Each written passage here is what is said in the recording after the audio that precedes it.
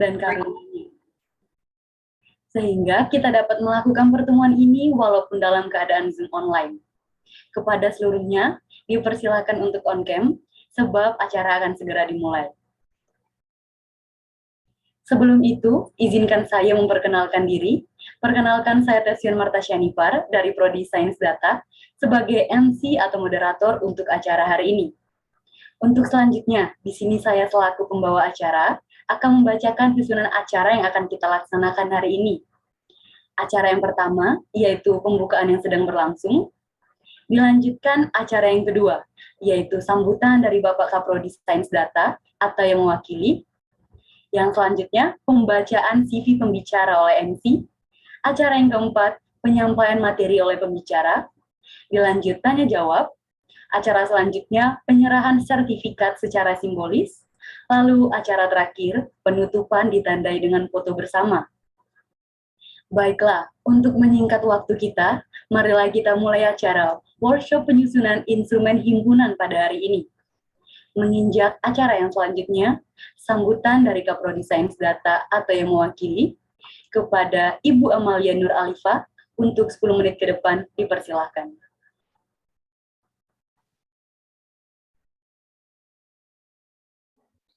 Baik, terima kasih Tesi atas kesempatannya. Assalamualaikum warahmatullahi wabarakatuh. Selamat malam semuanya, salam sejahtera bagi kita semua. Pertama-tama mari kita panjatkan puji syukur kehadirat Allah Subhanahu wa Ta'ala yang telah memberikan nikmat dan juga kesehatan sehingga kita dapat bersilaturahmi secara online ini dan juga bertukar ilmu tentunya pada kegiatan workshop penyusunan instrumen himpunan. Sebelumnya kami ucapkan terima kasih terlebih dahulu kepada pembicara kami, Bapak Aditya Firman Ihsan. Biasanya kami panggil dengan Pak Adit, yang telah berkenan untuk berbagi ilmu dan pengalamannya kepada adik-adik mahasiswa Sains Data ITTS. Ucapan terima kasih juga kami ucapkan kepada Bapak Ibu dosen Sains Data dan juga tentunya adik-adik mahasiswa Sains Data yang telah menyempatkan waktu untuk hadir pada kegiatan malam ini. Di sini saya mewakili Bapak Bernardus Anggoseno Aji selaku Kaprodi Sains Data ITTS yang kebetulan sedang berhalangan hadir malam ini karena ada kegiatan yang belum bisa ditinggalkan, ada acara keluarga. Pak Seno ya, panggilannya Pak Seno, titip salam untuk pembicara kita, Pak Adi, dan juga titip salam kepada teman-teman semua yang ada pada acara ini. Izinkan saya untuk memberikan sedikit sambutan pada pembukaan acara malam ini. Sebagai informasi sedikit Pak Adit bahwa Prodi Sains Data ITTS ini baru angkatan pertama, yang mana di sini baru ada 23 mahasiswa. Untuk itu angkatan inilah yang nantinya akan menginisiasi untuk pembuatan himpunan Sains Data sebagai wadah dalam berorganisasi ke depannya. Sebagai informasi juga bahwa kami telah melakukan 2 kali studi banding sebelum kegiatan ini. Yang pertama dengan BPH dari Himpunan Mahasiswa Matematika ITS dan juga Himpunan Mahasiswa Statistika UNER, yang mana di sana lebih membahas mengenai himpunan mereka dan juga struktur organisasi yang ada padanya dan juga proker-proker yang ada. Acara ini juga merupakan rangkaian acara dalam rangkaian persiapan pembentukan himpunan Sains Data ITTS itu sendiri, di mana pada acara workshop ini akan lebih membahas mengenai penyusunan instrumen himpunan, yaitu mengenai bagaimana cara penyusunan ADART, kemudian bagaimana cara membuat proker di himpunan itu, dan lain sebagainya. Harapan saya pada acara workshop ini semoga adik-adik mahasiswa dapat menyerap apa yang disampaikan oleh Pak Adit ini, sharing ilmunya, sharing pengalamannya dari Pak Adit, sehingga nanti bisa diimplementasikan oleh adik-adik dan juga dijadikan sebagai arahan dalam proses perjalanan pembentukan Himpunan Sains Data ITTS ini. Selain itu juga saya berharap semoga kerjasama ini bisa terus berlanjut ya Pak Adit, sehingga setelah ini semoga mahasiswa kami masih diperbolehkan untuk bertanya-tanya jika misalkan ada perlu pertanyaan gitu ya dalam pendirian himpunan ini sendiri atau dalam keberjalanannya. Mungkin cukup sekian yang dapat saya sampaikan. Mohon maaf atas keterlambatan acaranya ini karena lupa juga bahwa kalau di Bandung maghribnya lebih malam ya, jam 6-an, lupa kalau di Surabaya setengah 6, jadi kami mulai acara jam setengah 7, lupa kalau di Bandung acaranya jam 6, jadi mungkin terlalu mepet dengan maghrib sehingga acara mulainya jadi mundur. Mungkin itu saja dari saya, kurang lebihnya mohon maaf. Terima kasih. Wassalamualaikum warahmatullahi wabarakatuh. Baiklah, terima kasih kepada Ibu Amalia atas sambutannya. Selanjutnya pembacaan CV pembicara kepada operator, dipersilakan untuk menampilkan.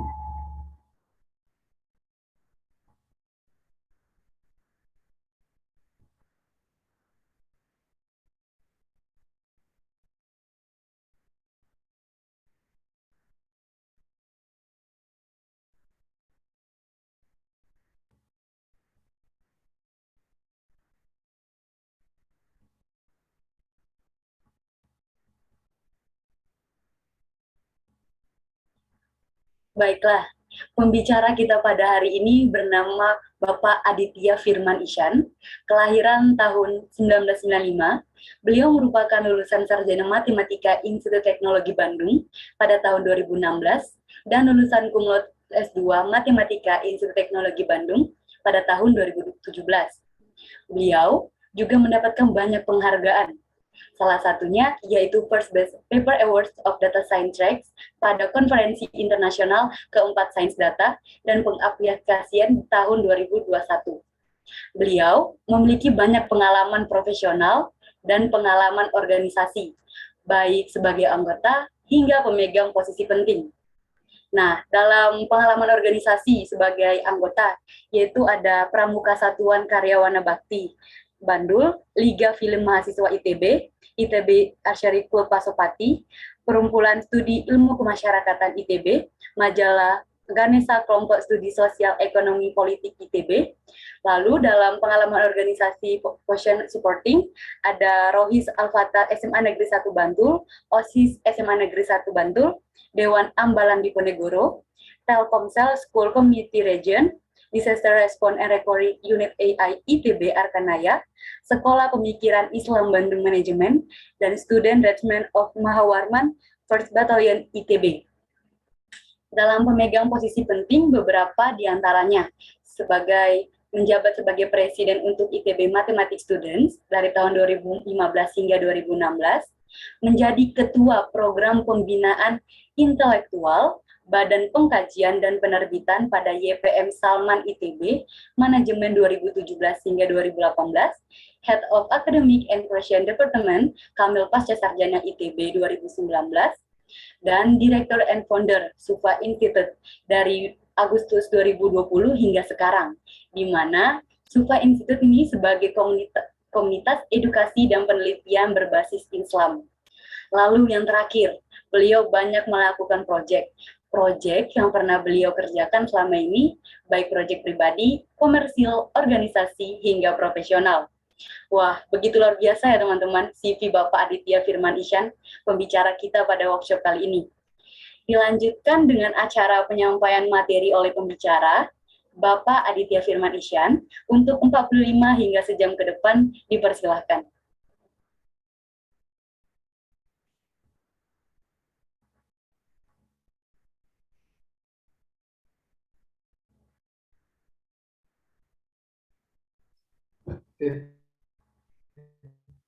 Sudah tes suara dulu nih, kayaknya jaringan saya kadang-kadang agak sedikit dan suka naik turun, jadi nanti kalau tiba-tiba terputus-putus langsung kabari ya, tidak tertinggal terlalu jauh. Oke. Terima kasih pada Mbak Hesian Martasianipar. Setelah dikenalkan ya, semuanya nggak perlu dibaca semua juga. Ya, terus juga salam balik buat Bapak Kaprodi. Terima kasih sudah banyak sudah mengundang, sudah diberi kesempatan pada malam hari ini untuk berbagi.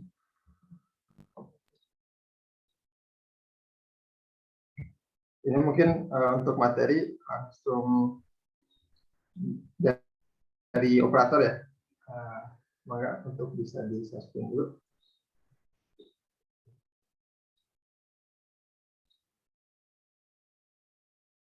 Oh ya, saya aslinya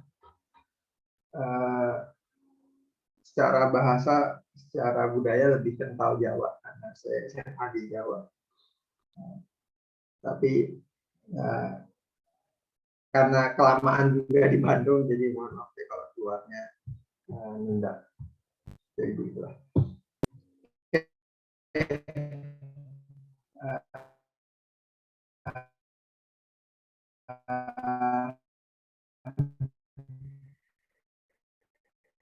Ya, ini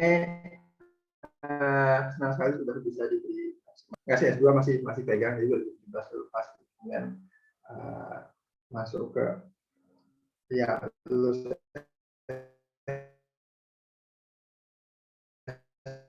S2, kemudian menikah dan sebagainya, mulai nggak pernah bersentuhan lagi.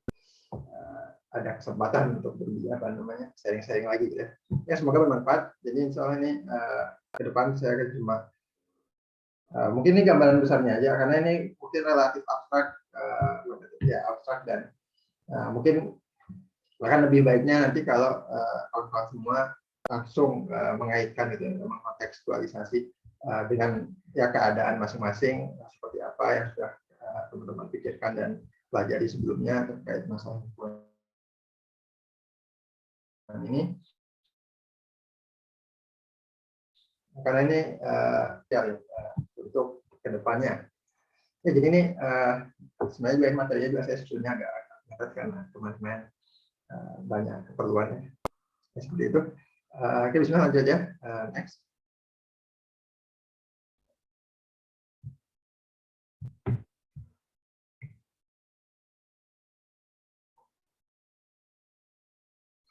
Ya, ini mungkin mulai dari pertanyaan sederhana. Kenapa berhimpun? Jadi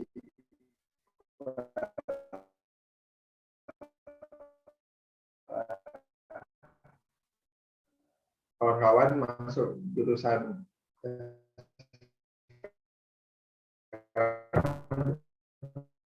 prodi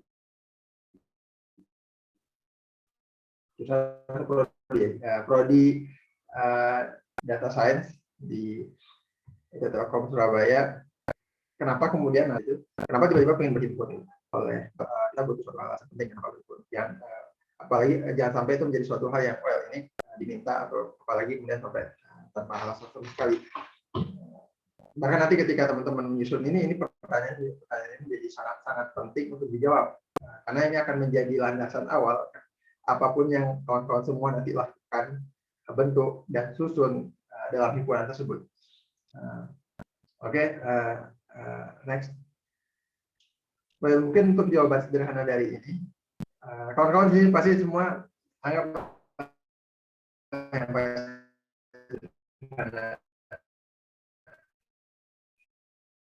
pasti semua punya grup WhatsApp yang tidak terkait dengan apapun, entah sama geng, sama bahkan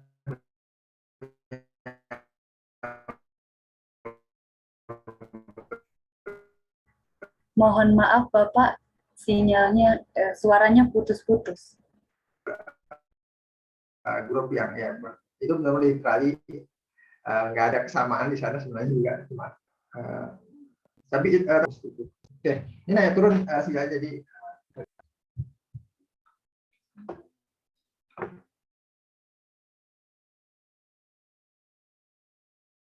tes.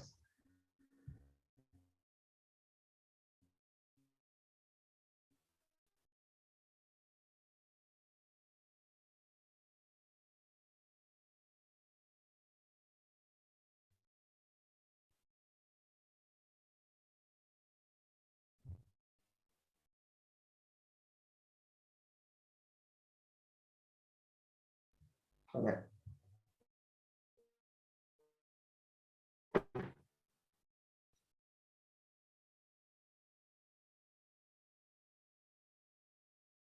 Suara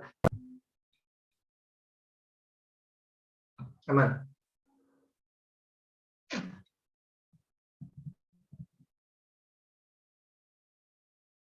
Tes.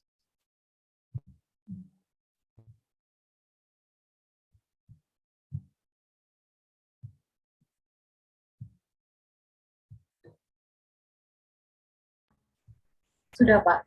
Oke. Sip. Ini mohon maaf, masalah teknis ini juga kadang-kadang. Oke, untuk masalah alasan sebenarnya kalau kita bisa sederhanakan, kalau teman-teman pernah punya grup WhatsApp, grup Discord kah, di Discord kah, di Telegram kah, di WhatsApp, di Facebook, ada suatu grup-grup yang bahkan sebenarnya tidak cukup random, atau bahkan ada memang grup yang memang ditujukan untuk suatu hal tertentu, atau teman-teman punya komunitas, atau teman-teman punya kelompok, punya geng, atau bahkan sampai yang lebih tinggi kita punya negara gitu. Semua kembali ke alasan dasar bahwa kita semua itu berhimpun di situ gitu. Jadi kita membentuk negara Indonesia, ya ini kita berhimpun dalam suatu level yang sangat besar. Kita membentuk suatu grup WhatsApp tertentu, itu juga kita berhimpun. Kemudian kita juga bikin komunitas, itu juga kita berhimpun. Nah, semua alasannya sebenarnya kalau kita disederhanakan, karena at least next, bahwa ada yang sama.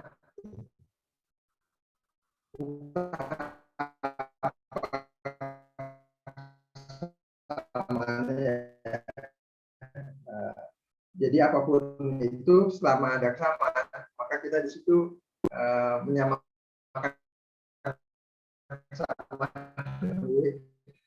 menggabungkan kesamaan tersebut. Jadi kita mengutilisasi kesamaannya. Apapun ini tentu saja alasan sederhana, dan ketika dikontekskan ke hal-hal lain akan jadi berat. Karena perbedaan di bangsa Indonesia, kita masih bisa kesamaan itu. Teman-teman punya WhatsApp group, punya geng, punya kelompok, punya komunitas, itu pun juga karena ada suatu hal yang sama. Ketika ada suatu hal yang sama, ya udah diutilisasi kesamaannya. Diutilisasi berarti ya karena sama, kita bisa memaksimal, kita bisa mengoptimalkan gitu. Jadi saya punya ini, kamu punya hal yang sama, ayo kita sinergikan jadi lebih besar. Ini bukan konsep yang seperti kerjasama. Kerjasama itu kayak paling kerjasama bisnis, atau kerjasama antar lembaga, atau kerjasama apapun. Itu sifatnya saya punya A, kamu punya B, ayo kita saling bertukar. Kalau konsep berhimpun, jadi tentu saja nanti kemudian perbedaan-perbedaan itu kemudian menjadi apa namanya, perbedaan-perbedaan itu kemudian bisa menjadi pelengkap juga gitu. Jadi saya punya A, kamu punya B, ya nggak apa-apa, kita lengkapi. Tapi yang penting dari berhimpun adalah saya punya A, kamu punya A, ayo kita di sini bersama-sama untuk memaksimalkan A tersebut, gitu, mengoptimalkan dan mengoptimasi A tersebut. Oke, jadi ini berhimpun itu adalah karena kita punya kesamaan. Beda dengan kerjasama itu cenderung karena kita punya komplement itu yaitu tadi ya seakan-akan seperti berdagang gitu, atau bekerjasama hal apapun, ya saya memiliki sesuatu yang tidak kamu miliki, kamu memiliki sesuatu yang tidak saya miliki, jadi maka kita bekerja sama. Tapi kalau konsep bersatu itu kita sama-sama memiliki hal yang sama, kita maksimalkan gitu. Lanjut. Nah, kesamaan ini kemudian bisa menjadi sebuah identitas. Jadi ketika teman-teman punya suatu kelompok, punya komunitas, ya udah kesamaan yang teman-teman miliki itu yang kemudian menjadi identitas geng atau kelompok atau komunitas tersebut atau organisasi tersebut. Jadi misalnya ya, anggap pasti ada yang membuat, pasti ada suatu kesamaan yang membuat mereka akhirnya membuat suatu geng atau suatu kelompok itu bisa bersama-sama. Semua punya perbedaan. Pasti ada satu hal yang kesamaan yang membuat yang menjadi identitas yang akhirnya itu menjadi kita belong to komunitas tersebut ya. Jadi kalau pokoknya saya merasa belong, saya merasa sangat nyaman dengan geng ini, atau saya merasa sangat nyaman dengan kelompok ini, saya merasa sangat nyaman dengan teman-teman yang ini, itu karena pasti itu kenyamanan itu datang dari wah ini mereka memberi saya identitas, kita punya identitas bersama yang kita bisa dibanggakan gitu. Lanjut. Nah, identitas ini kemudian menjadi dasar untuk untuk mencapai suatu tujuan tertentu. Kalau tujuannya nggak mesti suatu hal yang formal, nggak mesti suatu hal yang terucapkan gitu. Bahkan cuma sekedar kelompok bermain gitu, kelompok belajar atau geng tadi, ya pasti ada tujuannya. Tujuannya apa? Saling menyenangkan gitu, ya itu pakai suatu tujuannya. Ya menyamankan diri sendiri dengan kelompok tersebut dan menjadi suatu tujuan. Mereka pasti sama-sama ke sana. Tujuannya apa? Biar bisa main bareng, biar bisa nge-game bareng, biar bisa nonton bareng. Itu hal yang sederhana. Kalau misalnya di kompleks, kita punya organisasi, punya komunitas, lebih-lebih pasti identitas itu menghasilkan tujuan dari komunitas tersebut, tujuan dari organisasi tersebut. Jadi penting ini kita mencari identitas untuk tahu tujuan dari apa yang kelompok atau himpunan tersebut. Nah, kenapa kita berhimpun? Ya karena kita punya kesamaan. Kemudian kesamaan menjadikan kita identitas, dan kemudian identitas ini kita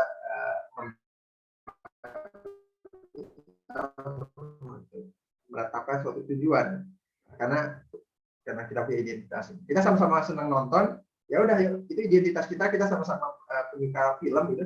Ya itu dan itu menjadi tujuan, bahwa tujuan kita adalah biar kita punya teman nonton bareng gitu.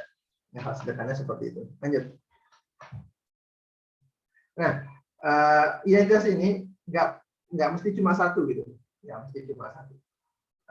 Identitas itu bisa bertingkat, bisa banyak yang untuk. Dan tentu saja tadi kalau ambil contoh kasus sederhana seperti kelompok bermain, kelompok belajar, geng ataupun komunitas-komunitas sederhana, identitasnya 1-2 cukup gitu, nggak perlu sampai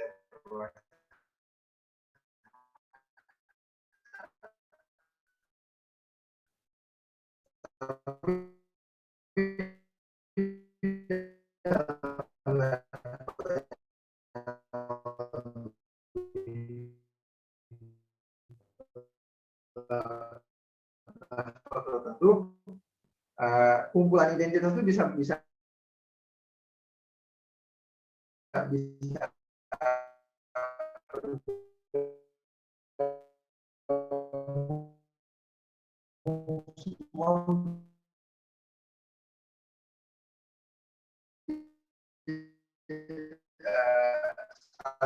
saling menguatkan. Banyak, apalagi tadi semakin banyak kesamaan, semakin identitas itu terbentuk. Oh ya, terima kasih atas jam internet lelet, mungkin karena jam, mohon maaf.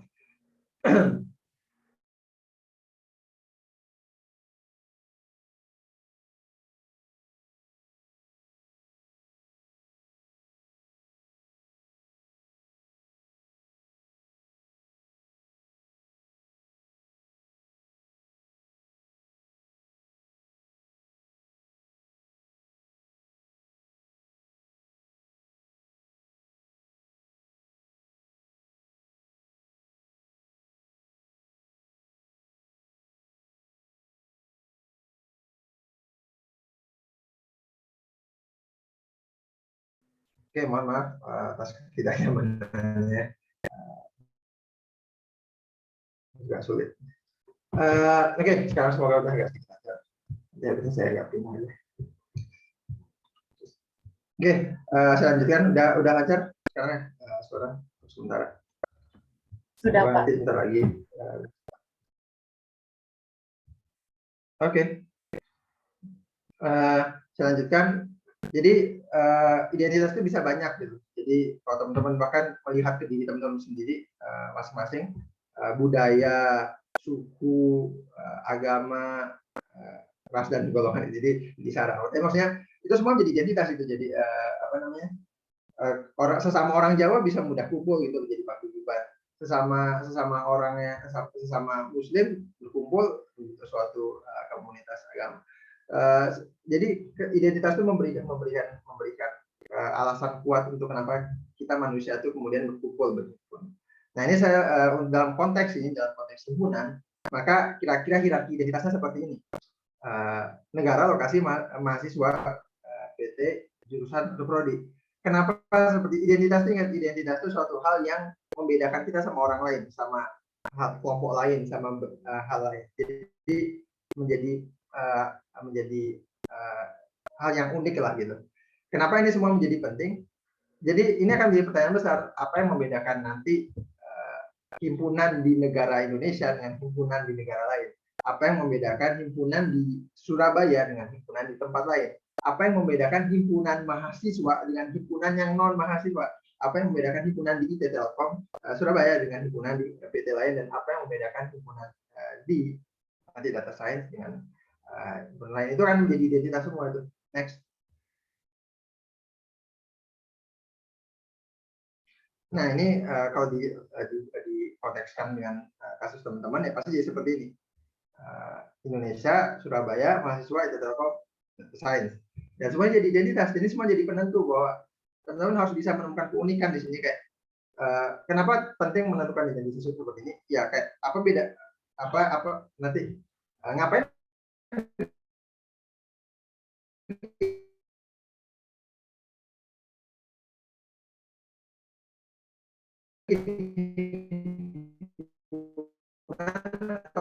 Pada akhirnya sama dengan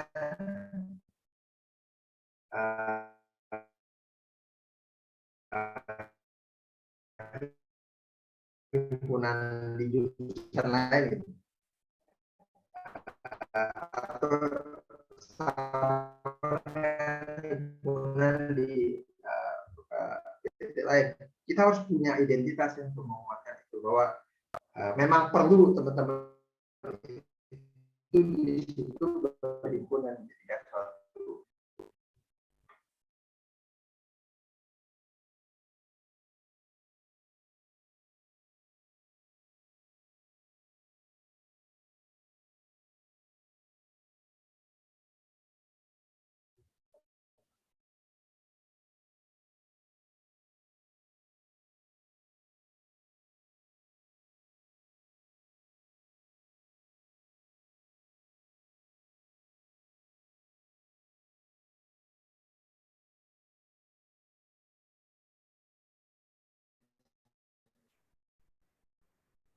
Oke, saya lanjut lagi.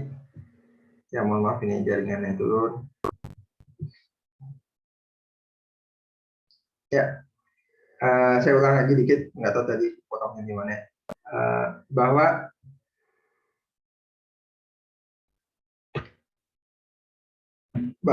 kalau dikontekskan tadi masalah tidak identitas ke kasus teman-teman ya jadi seperti ini. Jadi nanti teman-teman bisa membedakan diri lah dengan himpunan di jurusan lain, himpunan di kampus lain gitu. Sesama himpunan data science, apa bedanya himpunan data science di Telkom, itu saja makanya.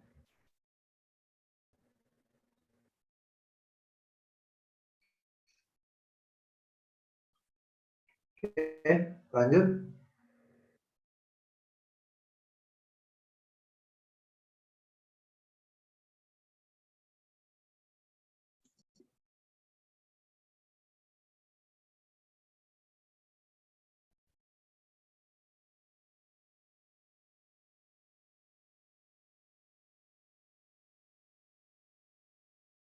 Next.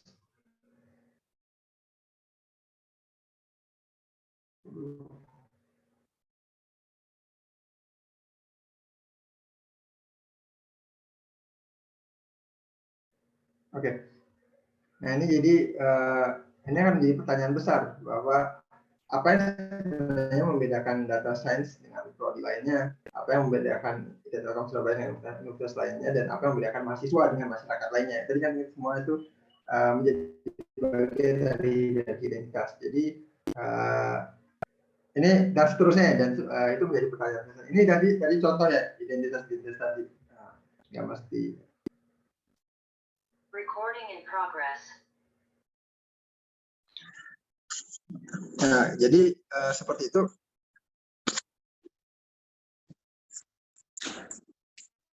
Nah, jadi lanjut.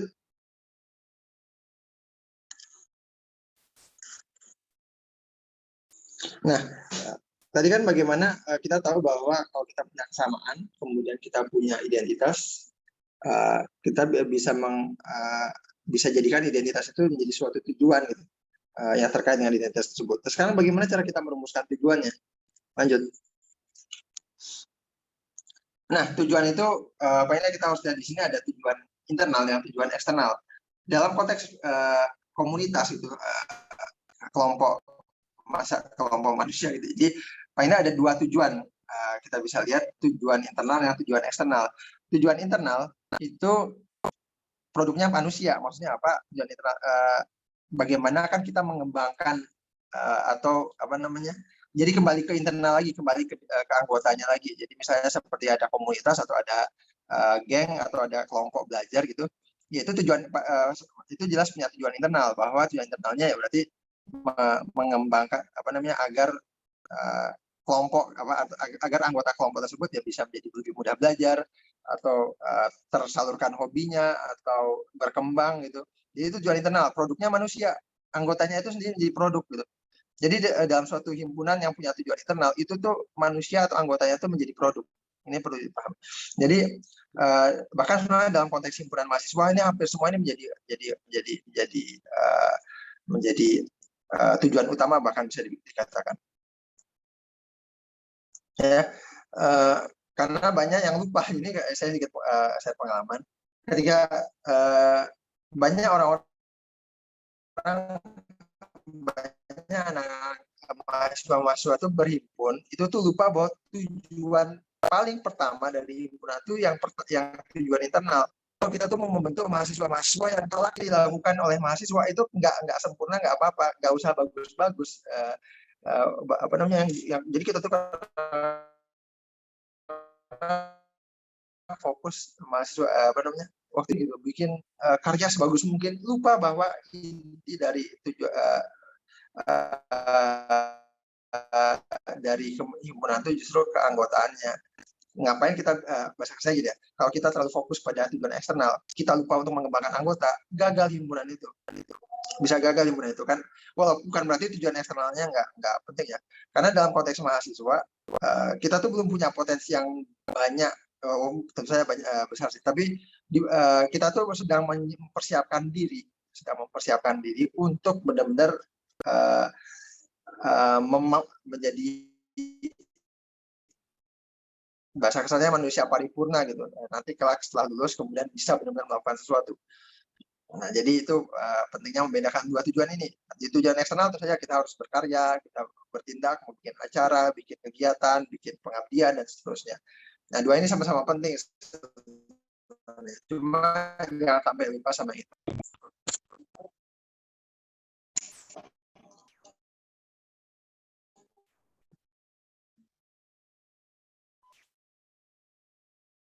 Next.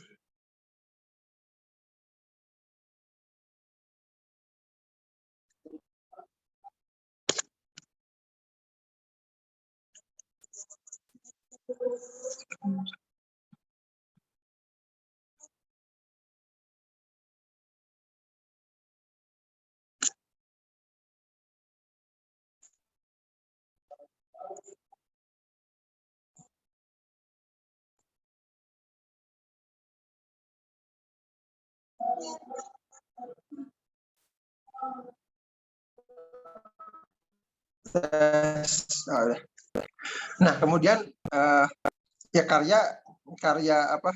Ketika kita berbicara tentang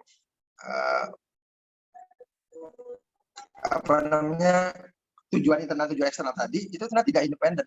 Jadi ketika kita membentuk manusia atau anggota yang berkualitas, ya maka kita akan menghasilkan karya yang bagus juga. Dan ketika kita bisa apa namanya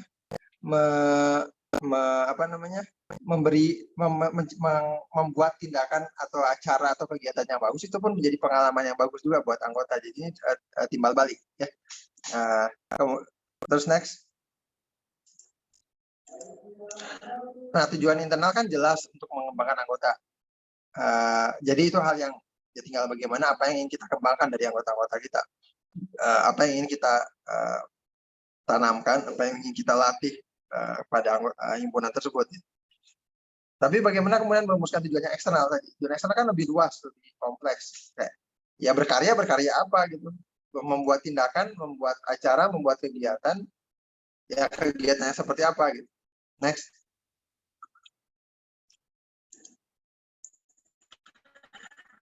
Nah di sini kita kembali ke identitas sebagai bahan baku utama kita gitu. Jadi jangan sampai lupa sama identitas tadi. Ini paling penting. Nanti identitas itu tadi makanya dibahas berkali-kali karena ini menjadi landasan penting. Identitas itu kemudian dari identitas itu kadang-kadang kita punya kesamaan kan. Punya kesamaan itu kita ada suatu hal yang diharapkan itu ya. Sebut saja itu kondisi ideal, ada suatu hal yang diharapkan. Ini berlaku untuk semua hal ya, artinya bahkan geng-geng kecil atau kelompok-kelompok kecil, komunitas-komunitas kecil, itu juga ada hal seperti ini, bahwa identitas itu memberi suatu hal yang diharapkan. Tapi kadang-kadang yang diharapkan ini nggak sesuai dengan yang real, yang terjadi. Maka jadilah sebuah masalah, gitu. Masalah yang perlu dilakukan. Menjadi alasan utama kita berkomunitas. Gitu. Contoh sederhana ya, contoh sederhana. Kalau misalnya ada dua, ya tadi kita mau bikin kelompok belajar. Orang bikin kelompok belajar itu karena ada yang diharapkan apa? Masing-masing ini ingin punya suasana atau atmosfer atau penyemangat dalam belajar. Karena kalau sendiri nggak bisa. Kondisi realnya kalau sendiri ya kebohongan atau teralihkan hal-hal lain gitu. Tidak termotivasi dengan cukup gitu. Nah, ya kemudian itu kan jadi suatu masalah karena kondisi realnya gimana, kondisi yang diharapkan gimana, aku menjadi masalah. Yang perlu dilakukan ya berarti itu tadi jadilah alasan berhimpun, jadilah alasan untuk membuat kelompok belajar. Karena tadi ada masalah bahwa kita ingin belajar kita efektif, saling saling memotivasi dan seterusnya. Itu jadi alasan utama. Next.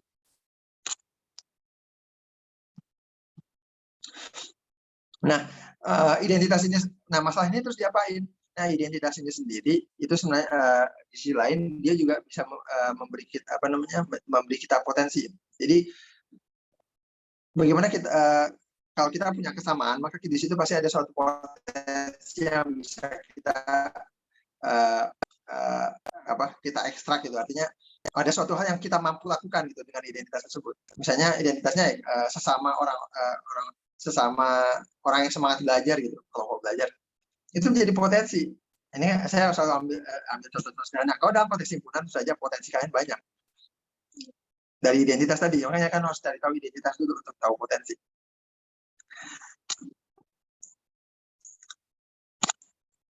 Nah, dari potensi tadi,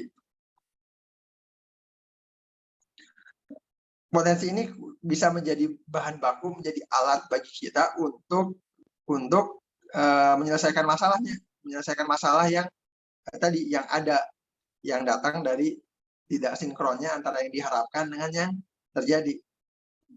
Yang diharapkan sama yang terjadi nggak sinkron, jadi masalah.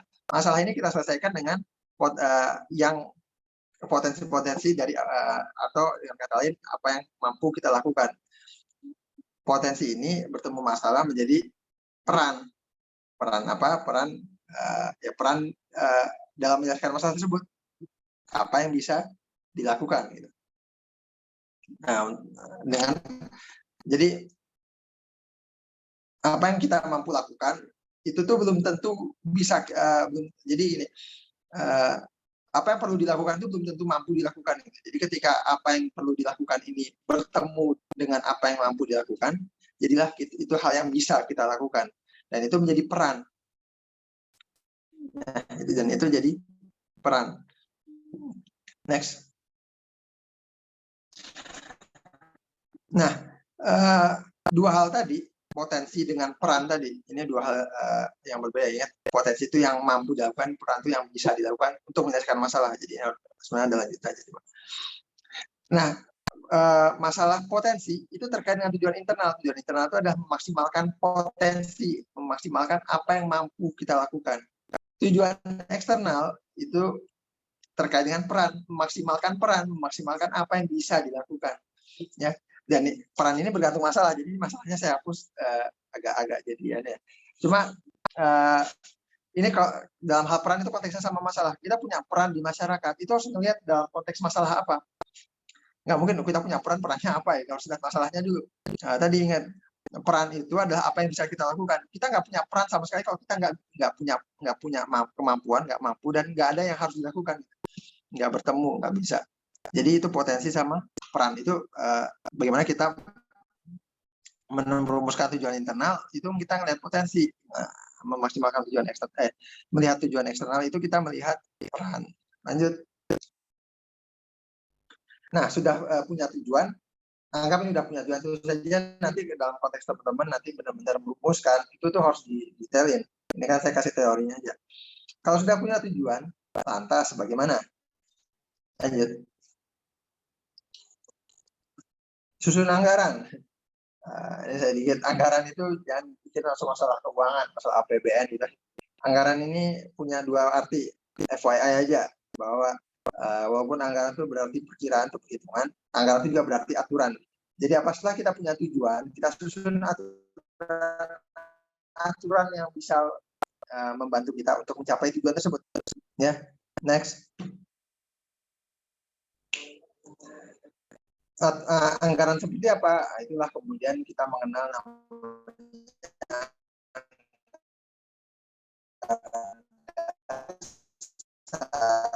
dan anggaran rumah tangga atau ADART. Nama anggaran situ yang dasar dan aturan rumah tangga.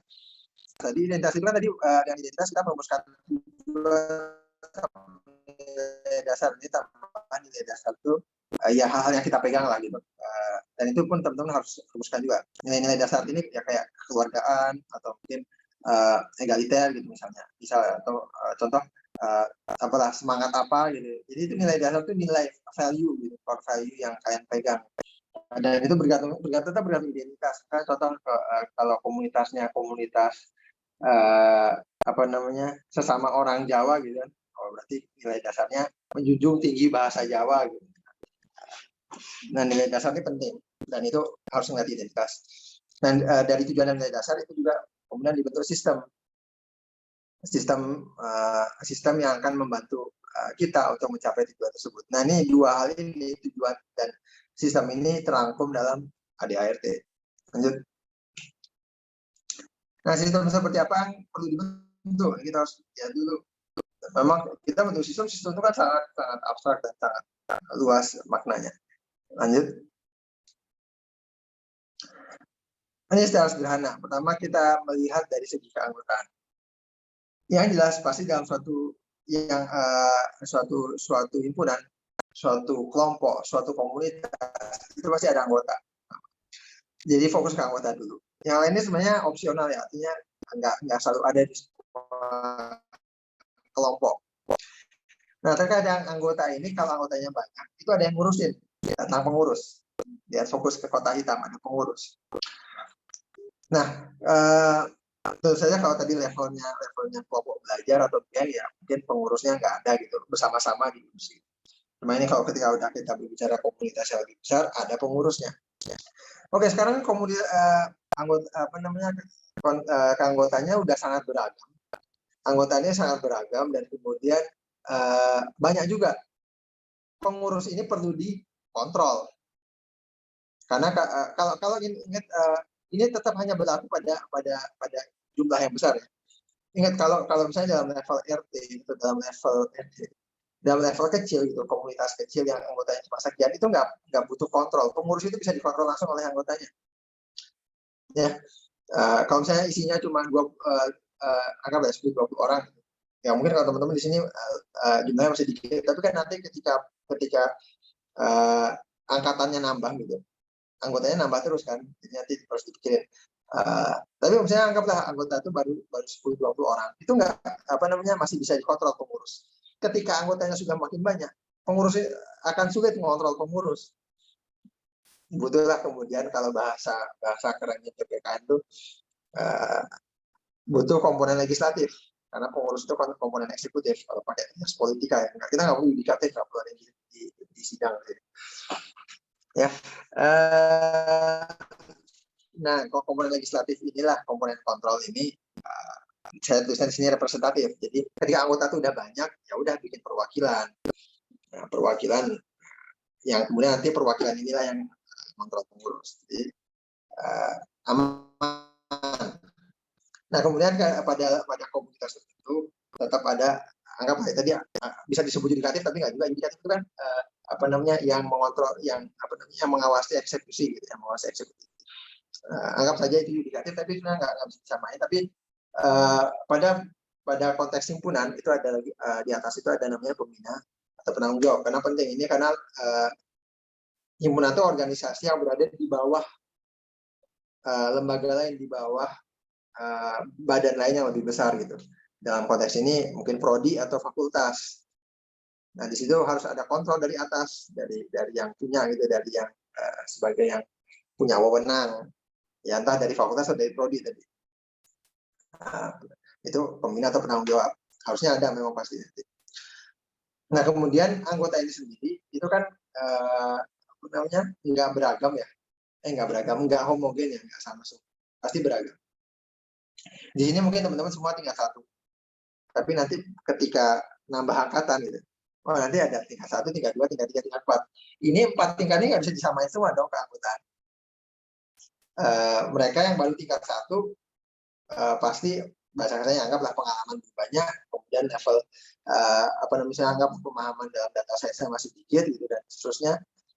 Pasti beda antara tingkat 1 sampai tingkat 4 nih. Maka kemudian penting nanti ada namanya levelisasi anggota, membuat jenjang, diperlakukan berbeda tentu saja. Jadi senioritas itu penting dalam level tertentu. Dalam konteks kemahasiswaan lagi, karena kemahasiswaan itu memang berjenjang. Kalau nanti teman-teman lulus dan masuk organisasi yang lebih umum gitu, masuk ke dunia kerja, mungkin senioritas itu nggak penting, bahkan nggak guna gitu, bahkan bisa kontraproduktif. Karena ketika dalam konteks itu, dalam konteks yang lebih besar, sama-sama pembelajaran itu sifatnya nggak bisa disamakan. Nah, kalau ini kan kita mengalami hal yang sama, mahasiswa itu mengalami hal yang sama, menjalani hal yang sama, mata kuliah yang diambil sama, alurnya segitu-gitu kan gitu. Jadi ada namanya levelisasi gitu. Lanjut. Nah, ini terkait untuk tadi masih dalam konteks membangun sistem. Ada lagi ini, ini sebenarnya suatu metode dalam perusahaan. Tapi ini sangat bisa diadopsi di organisasi, karena saya juga terinspirasi ada organisasi yang menerapkan ini, namanya balance scorecard. Kalian bisa nyari. Balance scorecard ini sebenarnya metode untuk audit, untuk mengukur performansi. Jadi kalau perusahaan itu mengukur performanya tuh gimana sih? Nah, kadang-kadang itu perusahaan itu ada yang manajer itu terlalu fokus pada satu hal. Saya fokus pada finansial. Yang dilihat itu keuntungan, gitu. Yang dilihat itu adalah atau yang dilihat itu benar-benar bagaimana pelanggannya seperti apa, penggunanya kayak gimana. Nah, balance scorecard ini memastikan semuanya seimbang. Nah, semua seimbangnya apa? 4 hal: growth, internal process, customer, sama finansial. Nah, ini kan tadi di perusahaan. Sekarang konteksnya kalau ke organisasi atau spesifik himpunan kayak gimana? Next. Nah, secara umum seperti ini. Ini udah saya modifikasi, artinya dikaitkan dengan kalau di organisasi kayak gimana. Nah, aspek customer, jadi saya katakan perspektif customer itu tuh lebih ke apa yang ingin dicapai, karena customer itu kan pelayanan. Jadi himpunan ini, himpunan itu kan punya peran. Perannya kan menjadi tujuan tadi. Nah, itu ke customer kita tuh itu gitu. Customer kita udah ada masalah-masalah atau hal-hal objek atau tujuan dari peran-peran kita tadi. Peran kita apa dalam hal misalnya mencerdaskan masyarakat dalam hal data gitu. Nah, itu customer kita berarti apa namanya masyarakat. Jadi itu menjadi apa yang ingin dicapai. Dan itu konteksnya ke tujuan, program dan sebagainya. Itu customer, perspektif customer. Perspektif growth itu tentang apa sebenarnya nggak cuma SDM, tapi di sini saya kaitkan dengan SDM. SDM seperti apa yang dibutuhkan. Makanya di sini kemudian dari perspektif growth itu masalah levelisasi, kaderisasi, dan seterusnya. Dalam perspektif internal proses, itu lebih ke bagaimana mencapainya. Jadi internal proses itu ya semua mekanisme bisnis, nggak bisnis, semua mekanisme yang ada di dalam organisasi yang bisa membantu untuk mencapai customer tadi. Ya, dan itu termasuk di dalamnya bagaimana kita bermusyawarah, mekanismenya gimana, periodisasinya gimana, pergantian pengurus gimana, dan seterusnya. Itu internal proses. Nah, kemudian terakhir yang paling penting, paling utama ini justru, itu berlaku untuk semua hal, dari negara sampai kelompok kecil, finansial. Nggak punya uang, nggak bisa ngapa-ngapain. Bisa sih ngapa-ngapain, cuma tentu saja terbatas. Di sini harus kita pikirkan keuangan seperti apa yang diperlukan. Ya. Dan ini 4 ini sangat penting, ini menjadi bagian dari sistem organisasi itu, dan sampai melupakan 4 hal ini. Ya. Nah, next. Nah, semua itu kemudian dituangkan ke ADART. Tadi dari hal keanggotaan gimana, kemudian dari hal sistem secara keseluruhan gimana, dari 4 perspektif tadi, 4 komponen tadi dituangkan semua ke ADART. Lanjut. Nah, ADART itu terdiri dari paling tidak 3, ini secara dokumen ya. Dokumen ADART itu terdiri dari 3 komponen. Mukadimah, anggaran dasar sama anggaran rumah tangga. Mukadimah ini penting walaupun enggak. Mukadimah itu kayak pembukaan undang-undang dasar lah. Di situ semua tentu saja berupa paragraf, di situ dipaparkan semua latar belakang, pendirian dan seterusnya secara detail. Nilai-nilai dasar apa tadi itu diceritakan di mukadimah, karena itu nanti nggak masuk anggaran dasar. Itu tetap perlu diceritain bahwa nilai dasar yang dipegang apa, kemudian identitas dasarnya apa, kenapa didirikan himpunan ini dan seterusnya, itu maksudnya ke mukadimah semua. Itu penting juga, itu bagian dari anggaran nih, tetap harus sama kayak pembukaan undang-undang dasar, itu bukan bagian dari pasal-pasalnya, tapi pembukaan undang-undang dasar itu justru menjadi komponen dasar negara kita. Lanjut. Nah, kalau kita lihat secara detail, ini saya anggap saja ngerangkum. Beda-beda ya tentu saja kalau kalian melihat tiap organisasi beda-beda struktur isinya. Tapi kurang lebih ini saya rangkum paling tidak terdiri dari beberapa hal ini. Gitu. Pertama identitas gitu. Jadi biasanya ada pasal nama organisasi, waktu dan tempat gitu. Organisasi ini bertempat di sini dalam kurun waktu yang tidak ditentukan misalnya. Lambang ini harus dasar yang nggak berubah-ubah terus diformalisasi. Landasan asas keanggotanya seperti apa sih? Keanggotanya seperti apa? Apakah linear gitu? Nanti ya udah semua anggota sama. Itu bisa seperti itu, atau dilevelisasi tadi. Sebagai contoh, biasanya ya secara umum tuh kadang-kadang ada namanya anggota muda, ada anggota biasa. Nah, itu baru 2 level tuh, 2 level. Bisa dibuat 4 level per tingkat tadi, anggota muda, anggota biasa, anggota muda, anggota media, anggota biasa, anggota super biasa, atau anggota luar biasa. Bisa contoh seperti itu. Itu diatur semua di sini struktur umum. Kemudian perangkat itu ya tadi pengurus, kemudian representatif, komponen legislatifnya gimana, kemudian internal prosesnya, rapat-rapat gimana, itu diatur semua. Jadi nggak asal ngadain rapat gitu. Rapat itu juga diatur. Ya. Kemudian keuangan ini penting ya, ingat ini perspektif finansial masuk ke sini, harus ditulis itu keuangannya seperti apa. Apakah dari kas, jadi menjamin kita ntar bikin himpunan nggak punya uang, nggak bisa jalan. Kemudian masalah pembubaran ini penting, apakah nanti mau dibubarin itu gimana mekanismenya, jangan sampai tiba-tiba semudah itu dibubarkan. Pembubaran ini harus dibuat sesulit mungkin ya kalau mau, jadi jangan sampai mudah dibubarkan. Next, itu anggaran dasar. Namanya anggaran dasar itu berarti dasar-dasar organisasi. Kalau anggaran rumah tangga itu yang mengatur rumah tangga itu ya kan memikirkan rumah tangga gimana. Rumah tangga itu kan menjalani kita sehari-hari gitu. Rumah tangga apa namanya. Jadi kalau rumah tangga organisasi itu gimana, organisasi itu berjalan kesehariannya gimana. Semua diatur gitu. Jadi ini pendetailan dari anggaran dasar juga. Jadi anggaran dasar ada keanggotaan. Nah, di anggaran rumah tangga juga ada keanggotaan, tapi lebih detail.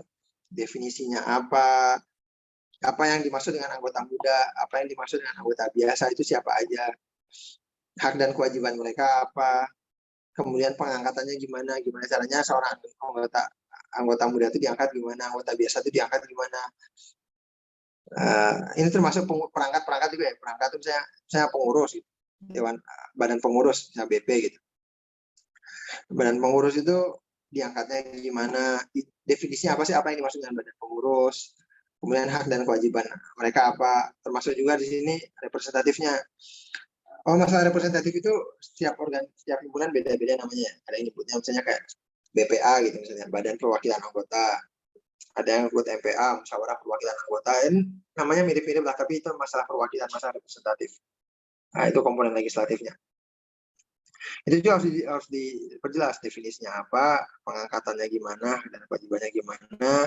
Kemudian perincian tata tertib. Oh, ini penting, tata tertib itu kayak apa aja. Penting, ini semua harus diatur, kayak rapat-rapat itu gimana. Apalagi rapat yang melibatkan semua anggota ya. Apakah pakai presidium, nanti keputusannya gimana, kalau keputusannya kalau misalnya nanti menemui perdebatan gimana, apakah voting, apakah mufakat, apakah tetap harus musyawarah, apakah nanti kemudian dan seterusnya itu semua harus diatur. Ini menjamin nanti ini kalau nggak semakin bagus teman-teman mengatur, itu semakin lancar organisasinya. Kalau nggak diatur, tidak masalah, repot, kita nggak punya rujukan. Ya, gimana cara mengubahnya? Gitu. Ya sih bisa beda-beda, makanya ini saya umumnya aja. Biasanya terdapat apa? Gitu. Lanjut.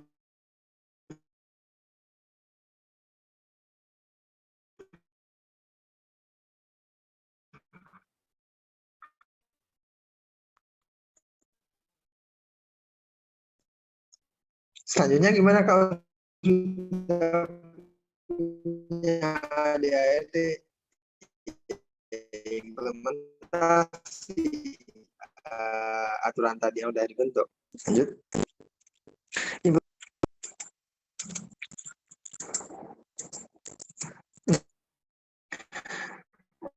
Kita udah, kalau ketika kita sebelumnya udah membahas yang sebelah kiri itu landasan. Tentu saja teman-teman masih nanti harus fokus ke landasan dulu. Tapi nanti kemudian setelah punya landasan, nah itu kemudian masuk ke yang kanan, implementasi. Nah, sebelum masuk ke implementasi rutin yang berupa program-program, itu penting membentuk dua hal dulu. Dan untuk dua hal ini bisa dilakukan di awal juga. Nanti teman-teman habis bikin ADART, jangan sampai lupa sama dua yang lain. Rencana strategis sama SOP. Ini opsional memang, opsional. Nggak semua organisasi punya mekanisme kayak gini. Tapi penting, rencana strategis itu menjamin yang teman-teman lakukan itu nggak jalan di tempat gitu. Apalagi kalau pengurusnya punya ego, itu setiap ketua itu punya ego. Ini masalah semua organisasi, apalagi yang periodisasinya cepat. Himpunan itu biasanya setiap tahun ganti ketua. Himpunan itu setiap tahun ganti ketua, ganti pengurus. Setiap ketua itu punya ego. Ego itu maksudnya apa? Wah, saya itu mau bawa ini gitu. Ini adalah menjadi kebanggaan kepengurusan saya gitu. Nah, ya udah, saking dia ingin membawa sesuatu yang baru, lupa sama apa yang dibawa pengurusan sebelumnya. Dan ini yang sering terjadi. Ini saking seringnya itu sampai bosan loh. Setiap ketua itu tuh visinya baru lagi, ini visinya baru lagi. Bukan berarti visi yang baru itu salah, tapi visi ini sama sekali tidak mengaitkan dengan apa yang dilakukan oleh ketua sebelumnya gitu. Jadi kayak ngulang masalah yang sama terulang. nggak ada langkah-langkah pasti, jadi kayak jalan di tempat. Nah, penting rencana strategis itu penting. Rencana strategis itu semacam capaian-capaian yang perlu diraih, yang perlu diusahakan dalam beberapa tahun ke depan gitu. Misalnya dalam rencana strategisnya 3 tahunan. 3 tahunan itu berarti ditetapin tuh 3 tahun ke depan kita tuh harus mencapai apa. Nah, jadi ketua-ketua baru ini, setiap ketua yang datang ini nggak kemana-mana. Oh, ini saya ngelanjutin gitu. Jadi ingat bahwa kita tuh estafet, himpunan tuh estafet, jangan sampai nanti jangan sampai terjadi kayak bikin himpunan kemudian cuma jalan depan. Ingat bahwa himpunan itu berkembang itu secara estafet. Kita tuh selalu meneruskan perjuangan dari angkatan sebelumnya. Jangan coba kan ngerasain gimana rasanya kan misalnya udah ngurus suatu hal gitu, kemudian nanti angkatan berikutnya punya pikiran berbeda lagi, terus kayak adalah kita yang lain gitu. Nah, itu pentingnya rencana strategis. Kemudian SOP dan standarisasi nanti kita bahas, tapi ini 2 ini kemudian baru jadi program yang disusun setiap tahun. Nah, itu bagian implementasi. Next. Nah, masalah SOP dan standarisasi ini maksudnya seperti apa? Ini sekali lagi opsional, sama kayak rencana strategis ini opsional, nggak semua himpunan punya, nggak semua organisasi punya. Tapi ini penting. Jadi standarisasi ini memastikan tadi tiap pengurus juga, tiap pengurus, tiap orang, tiap tahun itu nggak berubah dalam hal standar-standar tertentu. Jadi jelas gitu. Misalnya dalam hal kaderisasi, capaian jenjang-jenjangnya, misalnya tingkat 1 itu harusnya dilatih apa sih itu? Tingkat 1 itu harusnya dilatih kepemimpinan misalnya. Harusnya punya nilai-nilai rajin gitu, misalnya rajin, bisa manage waktu misalnya. Itu penting diatur, distandarisasi. Kemudian sekretariatan, ya termasuk persuratan, bikin nomor surat gimana, kemudian surat itu kayak gimana bentuknya, kopnya kayak gimana, pengarsipannya kayak gimana, itu penting ini karena saya pun mengalami juga ada orang tiap pengurus itu bisa beda-beda. Pengurus A suatu di tahun ini pengurusnya nggak rapi banget gitu, kayak surat-surat nggak diarsipin, kayak nggak disimpan, nggak di format rapi dan seterusnya. Nah, ini yang tahun berikutnya rapi. Nanti jadi jadi bahasa itu dalam hal jejak organisasi itu jelek banget kalau ada yang seperti itu. Harus punya standar, dan ini standarnya harus dipatuhi. Kemudian branding, branding ini penting di media sosial gitu misalnya. Media sosial kan punya branding ya, maksudnya kayak palet warnanya seperti apa gitu. Jadi kan kalau lihat punya akun suatu yang ya udah temanya kayak gitu. Jadi warnanya keluar gitu aja gitu. Punya branding, punya brand. Nah, kadang-kadang walaupun ini juga nggak jadi masalahnya, harus dibicarakan juga sama himpunan ya, bahwa misalnya satu pengurus dengan pengurus lainnya punya brand media sosial yang punya brand media yang berbeda, itu sebenarnya nggak masalah. Tapi kalau misalnya yang menyamakan, tapi nggak baik lah gitu kalau misalnya brand itu ganti terus. Brand itu kan dibentuk gitu. Kalau ganti terus itu kita nggak nempel lah. Kalau konsisten itu nanti beberapa tahun kemudian orang tuh terpaku ingat, pokoknya brandnya, brand medsosnya, pokoknya medsosnya himpunan data sains Telkom Surabaya itu pasti kayak gitu lah, udah kerasa udah nempel kalau nggak berubah. Termasuk pakaian identitas, bikin jaket gitu, jaket himpunan atau bikin itu harus distandarisasi. Tiap angkatan jaketnya beda-beda. Misalnya contoh. Nah, ini masalah SOP dan standar. Ini nggak cuma 3 ini ya. Kan kalau sekedar kepikiran yang lain bisa diatur lagi. Next. Nah, kembali ke masa implementasi. Implementasi itu bukan proses yang linear kayak tadi. Itu rekursif, jadi itu berjalan terus-menerus. Berbeda dengan kayak landasan. Kalau di tahap landasan tadi, bikin ADART itu ya sekali seumur hidup. Jadi maksudnya sekali ADART terus selesai ya selesai gitu masalah dasar. Tapi kalau implementasi itu bisa jadi rekursif karena berulang-ulang. Nah, tadi dari 2 tadi kan jadi program. Programnya sendiri memang input juga dari visi ketua. Jadi ketua punya visi itu dicocokkan dengan standarisasi yang ada, dengan cara strategis yang ada, jadilah program. Jangan sampai ketua bikin visi melupakan rencana strategis gitu misalnya. Nah, hanya karena pengen bagus sendiri. Gitu. Jangan sampai seperti itu. Nah, program sendiri nanti ketika telah dilaksanakan itu akan menghasilkan evaluasi. Evaluasi ini menjadi feedback buat ketua berikutnya dan juga menjadi feedback buat rencana strategis berikutnya. Jadi itu penting. Lanjut. Sisanya ketika sudah dibentuk semua tadi, tinggal eksekusi dong. Nah, nggak perlu dipikirin lagi. Eksekusi aja langsung semuanya sudah dibentuk. Next. Nah, bagaimana kita menyusun mengeksekusi semua penyusunan tadi? Kan tadi abstrak tuh. Gimana realitanya, pragmatisnya, gimana prakteknya, gimana? Next. Ini tambahan dikit aja. Kalau masih dikit, ini kalau anggotanya masih dikit, langsung aja dibahas bareng-bareng. Semua tadi. Kalau enggak, jangan lupa sila keempat kita tuh kenapa selalu ada konsep representatif itu karena memang kita memegang teguh perwakilan dan perwakilannya harus benar asasnya benar ya. Perwakilan itu mewakili, jadi dia punya tanggung jawab pada siapa yang mau dia wakili. Jadi kalaupun nanti misalnya teman-teman merasa salah satu ini kaitannya dengan apa ya, kalau dalam hal menyusun ADART dan sebagainya tadi bisa bikin semacam tim formatur. Kalau misalnya malas 20 orang langsung membahas gitu kan bisa nggak efektif. Ya udah bikin tim formatur, itu tim formatur itu konsepnya keterwakilan ya. Jadi formatur ini harus bisa mewakili yang lain dan yang lain harus menghargai hasil yang dibentuk oleh tim formatur. Next.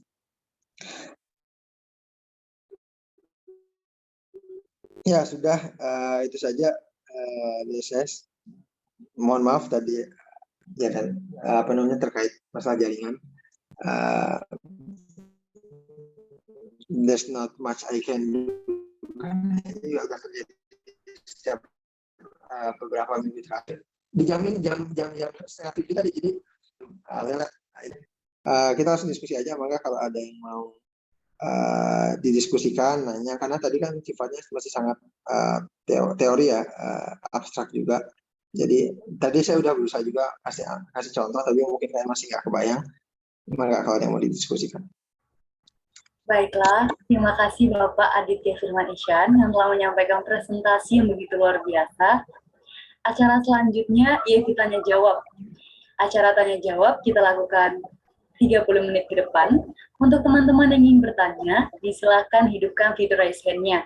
Dan kepada Bapak Aditya Firman Isyan, dipersilakan untuk menjawab. Kepada teman-teman, dipersilakan. Baiklah, sudah ada satu pertanyaan Pak dari Muhammad Sirojul. Kepada Muhammad Sirojul, dipersilakan.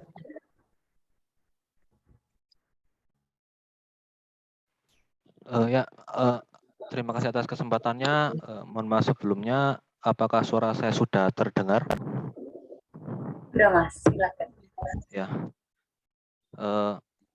Permisi, saya izin bertanya begini, Bapak, untuk Prodi Sains Data ini kan baru angkatan pertama ya, istilahnya generasi pertama, berjumlah 23 anggota. Nah, ini nanti semisal kalau untuk himanya sendiri sudah mulai dibentuk rancangannya dan lain sebagainya. Nah, itu lebih baik diadakan dengan cara kaderisasi atau levelisasi untuk pembentukan struktur dari hima itu sendiri begitu. Kalau menurut dari Bapak sendiri. Nah, terus di dalam hima ini nanti kalau misal ada rapat-rapat tertentu yang akan membahas terkait pembahasan tertentu, itu diadakan secara musyawarah besar atau dibuat seperti forum biasa saja gitu. Karena kalau dilihat dari sistem musyawarah besar biasanya diadakan kalau himanya juga sudah beranggotakannya itu banyak dan sudah terstruktur dengan baik gitu. Mungkin ada saran dari Bapak terkait dengan hal ini untuk prodi sains data ke depannya itu bagaimana begitu. Sekian, terima kasih. Oke, langsung ini. Iya Pak, silakan. Oke, kalau tadi nggak tahu kalau saya nangkap atau enggak. Masalah yang pertama itu karena baru dikit sekarang, apakah nanti untuk pembentukan pengurus itu dengan cara seperti apa gitu ya? Iya Pak, Kalau nggak salah. seperti itu. Nah, jadi gini, sebenarnya nggak masalah kalau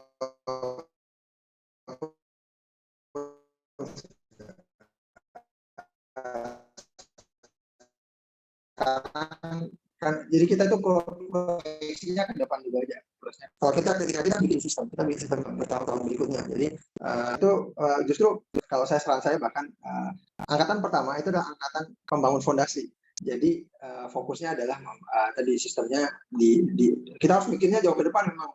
Jadi jangan mikir ini kita baru 20 orang. Kita harus mikir nanti kalau ketika modernitas ini sudah lengkap dari tingkat 1 sampai tingkat 4 sudah kan angkatan tergantung nanti kan ngaturnya juga nanti ternyata tingkat 4 bukan anggota ya nggak apa-apa.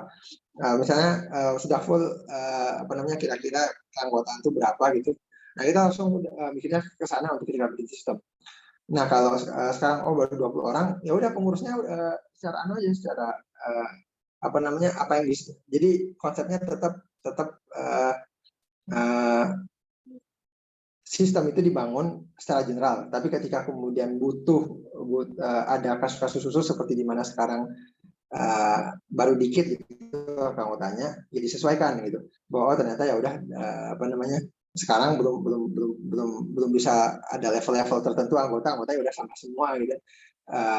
Masih satu angkatan semua ya udah jadi komunitas dulu. Jadi memang semua bertahap.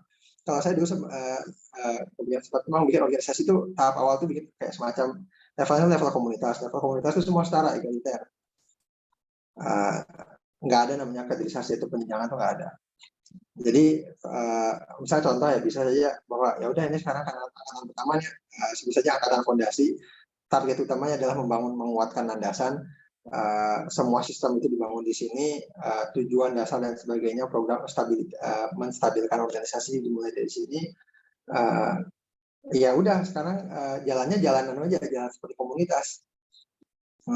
Pengurusnya setara misalnya egaliter, ada ketua dan seterusnya. Itu pun sederhana gitu kan, nggak perlu terlalu menyesuaikan sistem dulu, tapi sambil jalan sistemnya dibikin, kemudian nanti disahkan, itu udah sampai, udah nggak perlu diubah-ubah lagi jadi kedepannya. Jadi anggaplah ini masa transisi tingkat 1 nanti 2 tahun pertama bisa kan, karena nanti di tahun ketiga baru jelas keanggotaan itu lengkap. Nah, seperti itu untuk yang nggak tahu nanti kalau saya jawabannya masih kurang sesuai dengan pertanyaannya, nanti langsung tanya lagi aja. Untuk yang kedua masalah rapat itu seperti apa gitu. Itu gimana jadi gimana kesepakatan internal organisasi aja. Jadi itu sangat main di identitas. Jadi ketika teman-teman menentukan identitas, menentukan ini kita asasnya apa sih? Asasnya kekeluargaan atau asasnya keluargaan. Asasnya seperti apa itu akan menentukan nanti gimana teman-teman membentuk sistem. Nah, sebagai contoh, kalau teman-teman sangat mengedepankan tadi ini saya langsung ambil contoh, mengedepankan kekeluargaan itu semua setara, semua setara, semua harus punya andil yang sama, harus punya bahasanya akses yang sama kepada keputusan misalnya. Maka rapat anggota secara keseluruhan itu penting. Kalau asasnya keluarga. Jadi keputusan besar itu harus melalui rapat semua anggota. tentu saja dengan quorum tertentu. Maka kemudian beberapa himpunan itu ada namanya rapat anggota atau musyawarah anggota. Entah namanya apa, tapi itu musyawarah yang melibatkan semua anggota, keputusannya dari situ gitu. Musyawarah besar lah gitu. Tapi kalau misalnya asasnya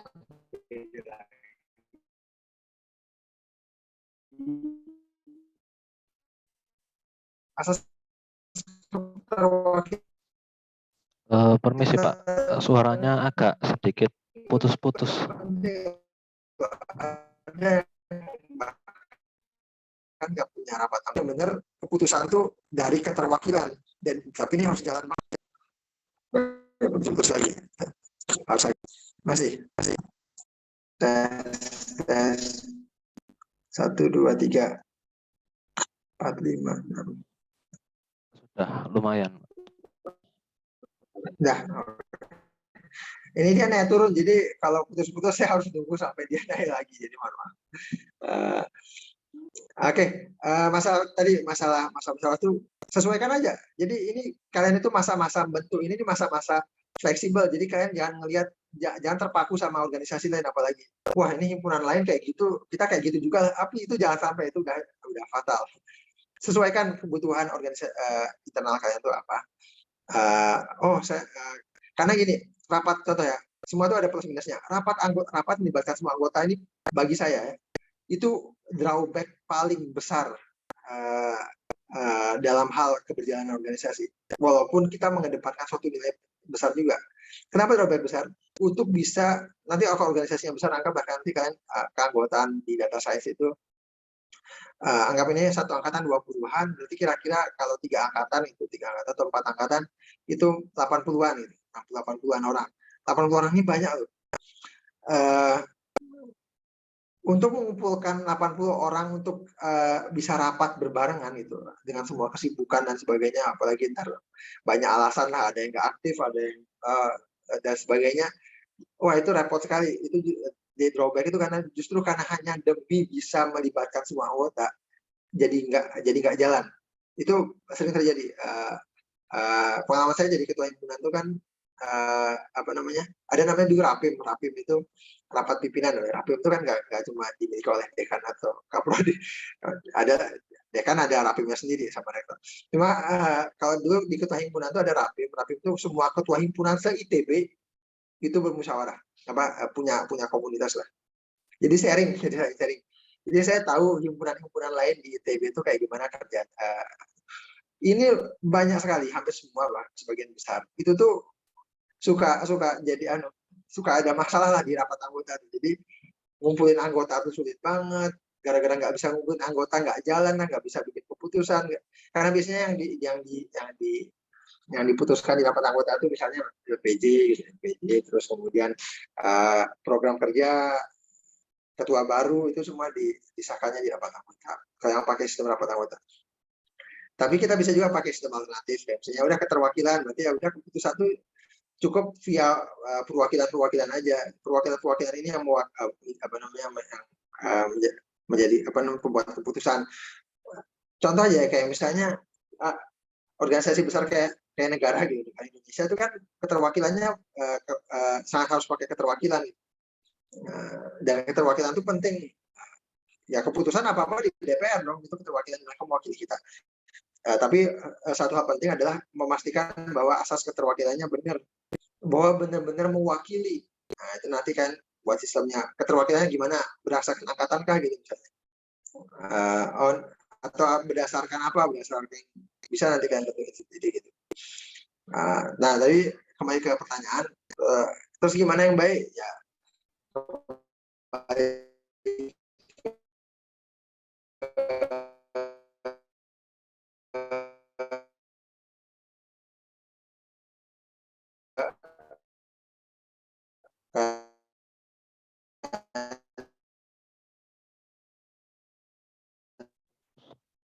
Mohon maaf Pak, suaranya sendiri putus-putus lagi. masing-masing. Rapat anggota itu drawbacknya besar banget karena efektif. Kita di sana berkota boleh bisa, cuma nggak tes sampai bisa nih. Tes 1 2 3. Nah, Sudah jelas. sip, makasih. Jadi masalah tadi, rapat masalah kenapa saya nggak perlu rapat anggota karena kadang-kadang kita tuh berniat untuk memastikan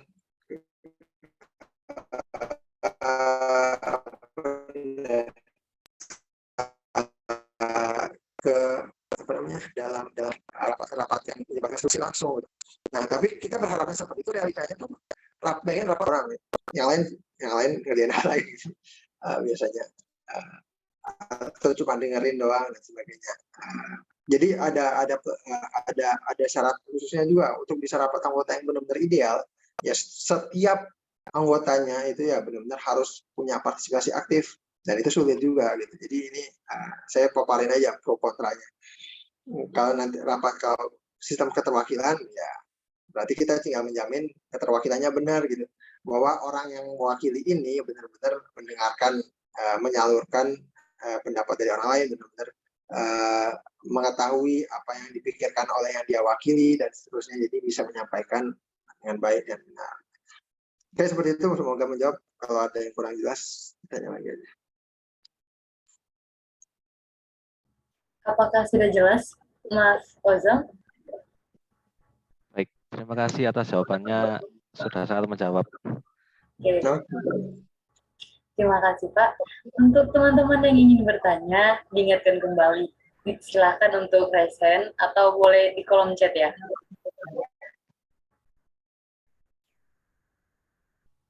Baiklah, sudah ada pertanyaan dari Mas Halim Cahyono. Mas Halim, pertanyaannya dipersilakan. Terima kasih telah memberi saya kesempatan untuk bertanya. Saya Limar Cahyono, izin bertanya. Kak, saya mau tanya bagaimana cara kita menyatukan tujuan kita jika selalu ada rapat evaluasi maupun pergantian kepengurusan periode. Oke. Langsung jawab ya. Silakan, Pak. Oke. Tadi kalau lihat di slide, semoga nanti di share aja slide-nya kalau mau. Tadi saya paparkan bahwa pertama kan yang jelas tujuan besar itu ditentukannya di awal, jadi landasan. Karena ini jadi landasan itu nggak boleh diubah, nggak boleh diganti-ganti. Ini tujuan dasarnya harus dijunjung tinggi oleh bahkan nanti angkatan ke-20 itu juga harus menjunjung tinggi tujuan ini, kecuali nanti ada perubahan, ada amandemen misalnya. Tapi nanti angkatan kesekian harus tetap menghargai tujuan dasar yang sudah dibentuk di awal. Biasanya nanti ini juga karena sebagai asas dasar, nggak harus sulit berubahnya. Itu tujuan besar seperti itu. Jadi semua itu tercantum di ADART dan semua harus menghargai ADART dong. Nah, sekarang gimana caranya nanti kemudian itu implementasinya benar, orang-orang nggak tetap menghargai itu. Yang pertama tadi bikin rencana strategis. Untuk tujuan itu kan tujuan jangka panjang misalnya. Ingin bisa menciptakan masyarakat yang literasi datanya tinggi misalnya, contoh ya, dari teman-teman data science ingin bisa membangun masyarakat yang seperti itu misalnya, yang masyarakat atau minimal warga Surabaya yang punya literasi data tinggi gitu misalnya. Ya itu kan jangka panjang, itu nggak mungkin bisa selesai dalam beberapa tahun. Maka bikinlah rencana strategis. Rencana strategis itu rencana 3 tahunan, 5 tahunan gitu. Misalnya 3 tahunan, dalam 3 tahun ke depan untuk mencapai tujuan itu apa sih gitu, langkah-langkahnya. Nah, itu menjadi patokan lah. Kalau bahasa negara di level negara itu namanya GBHN kalau di Orde Baru, garis besar haluan negara. Kalau sekarang informasi itu namanya RPJMP, rencana RPJM, ya RPJMN. Jadi rencana, kok saya lupa jadi P-nya. Ya, rencana pembangunan jangka panjang RPJP, rencana pembangunan jangka menengah RPJM, dan rencana pembangunan jangka pendek. RPJP yang panjang itu 20 tahun kalau negara, RPJM itu 5 tahun, kemudian nanti dibentuklah Renstra dari situ.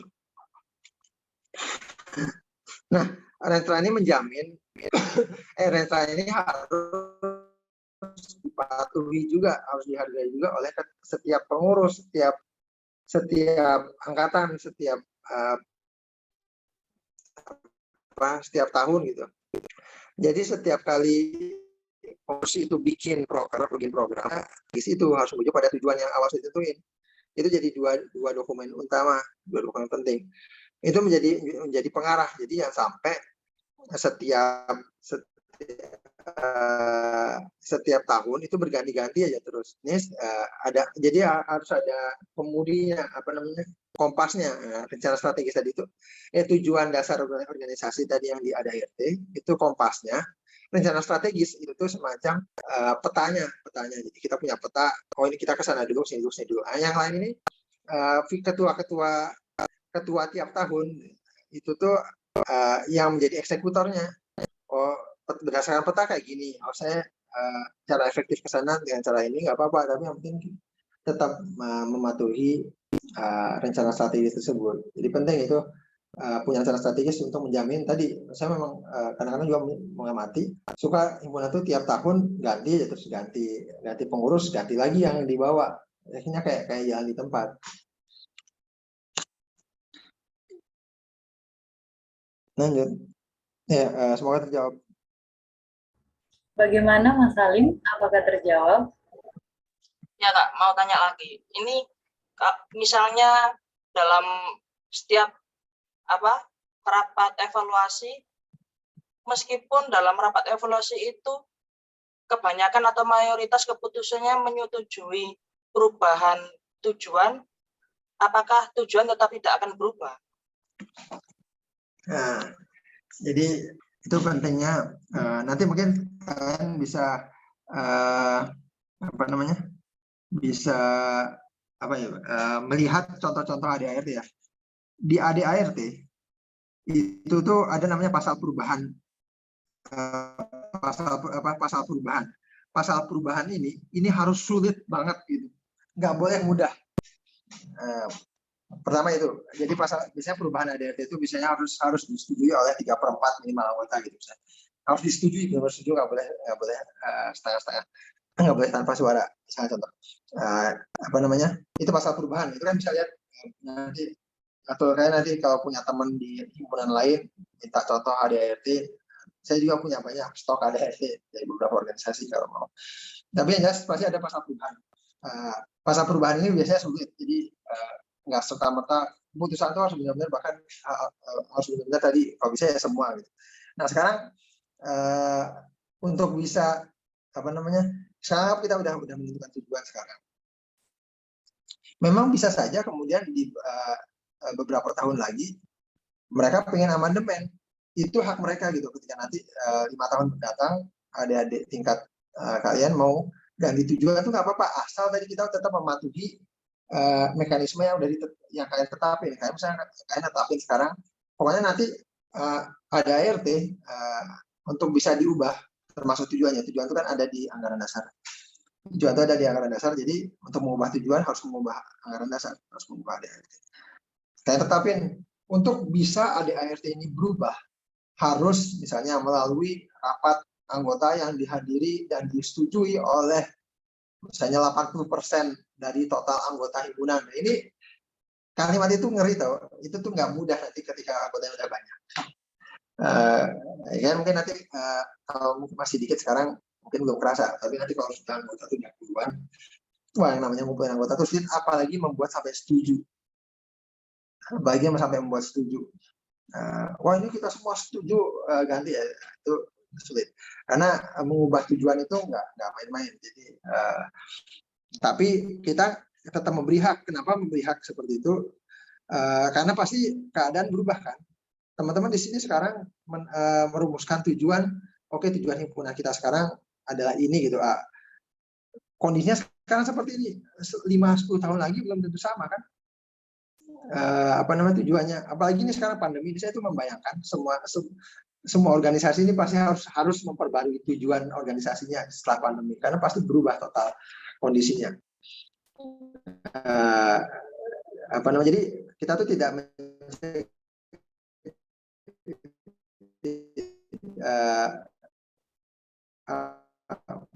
tujuan itu berubah memungkinkan memang buat kondisinya, sehingga ini dihasut oleh beberapa kelompok, oleh beberapa pihak, membuat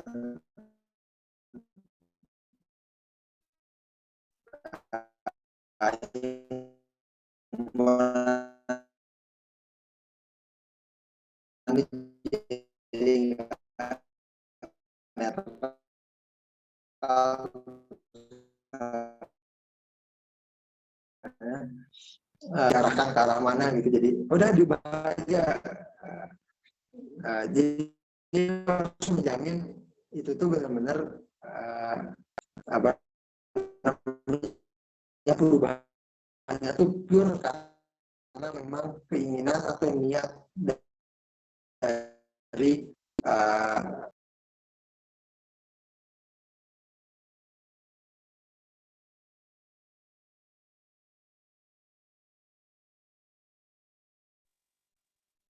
jadi bisa jadi memang nanti di masa depan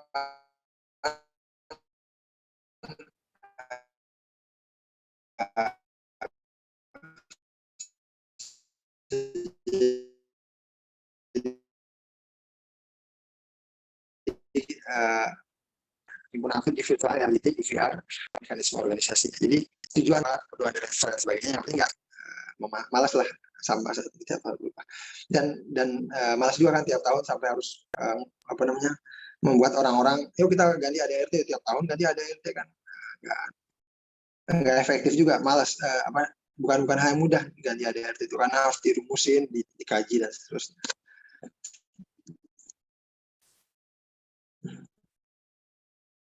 Seperti itu.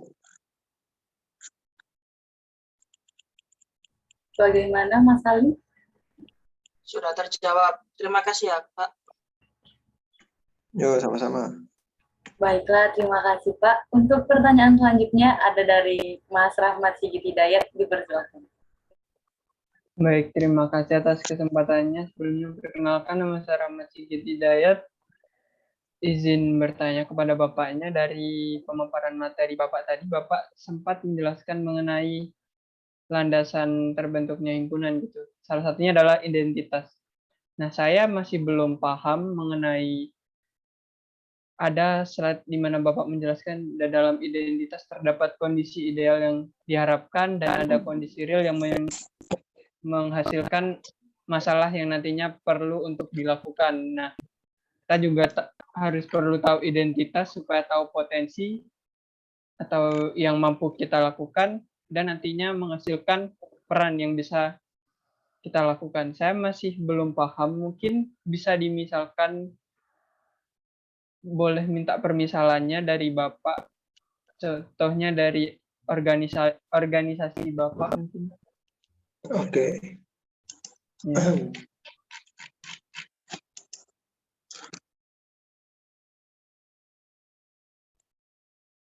Oke, ya, memang itu teorinya agak abstrak, jadi wajar kalau kasih apa namanya. Jadi gini, kan kita tuh itu terkait gimana kita tuh mau menentukan tujuan internal atau tujuan eksternal. Tujuan internal kita tuh jelas mengembangkan potensi, ya. Dari identitas itu, identitas kita apa? Berarti kita maksimalkan identitas itu, kan? Identitas itu kan akan menjadi potensi kita, dan kita maksimalkan itu menjadi tujuan internal.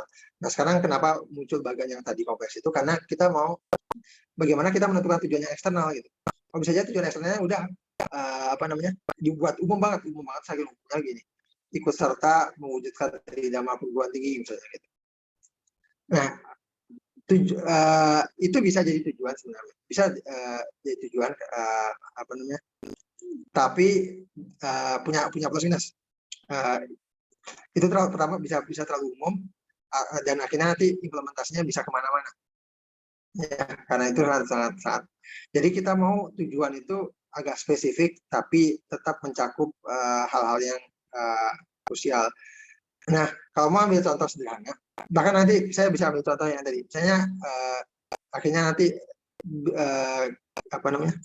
dirumuskan tujuannya adalah ikut serta mewujudkan tridharma. Ini contohnya di Himatika ITB dulu itu tujuannya ada 3.